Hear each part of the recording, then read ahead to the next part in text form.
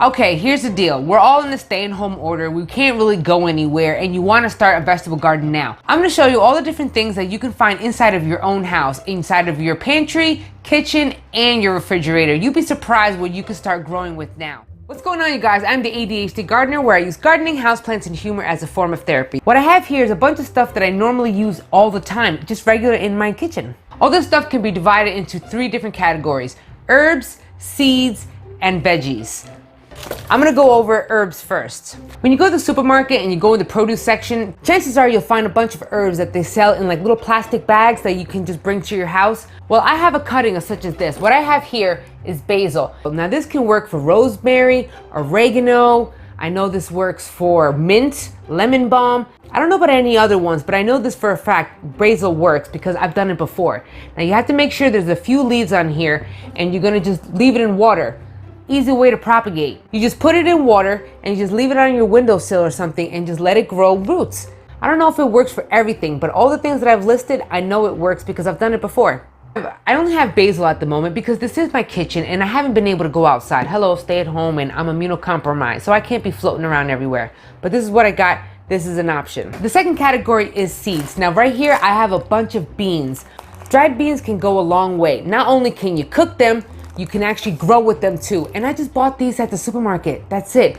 Dried beans are hard to find lately, so if you have them, you can cook with them and you can grow with them. What I have here is pigeon peas, aka gandules. I have black beans, I got red beans. Now all of these beans from the bag, from the store, I'm growing right now in my greenhouse.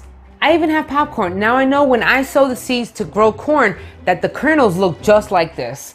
Your regular standard bag of corn. Now the corn that I'm sowing in my backyard is not the same from the store. However, if you think about it, it looks the same way, so why not try to grow this? If you've grown corn like this from the supermarket, let me know down in the comments below. But I'm telling you, I'm willing to try this year. But having dried beans on hand is so handy. Eat them, cook them, grow them. Now, aside from beans and corn, what I have here is spices. Now, technically, they are still seeds. Now, what I have here are a bunch of seeds that actually acts as a spice. I do a lot of cooking, and I do a lot of cooking with spices. Now, the spices that I have here, you can actually cook with them and grow seeds. Go figure. I'm telling you, this is like the easiest way to get your garden going if you already have a lot of these stuff on hand. These are all the spices that I have here. Not only do I have fennel seed, which you can cook with, you can actually grow fennel from it. I have cumin seed. Not only can you cook with it, grind it up, and you can grow with it. Same thing with thyme, and the same thing with cilantro, aka coriander seeds. Not only do I cook with them, I grow with them. Now these seeds and spices that you can grow are not limited to what I have here, because this is just what I have in my kitchen.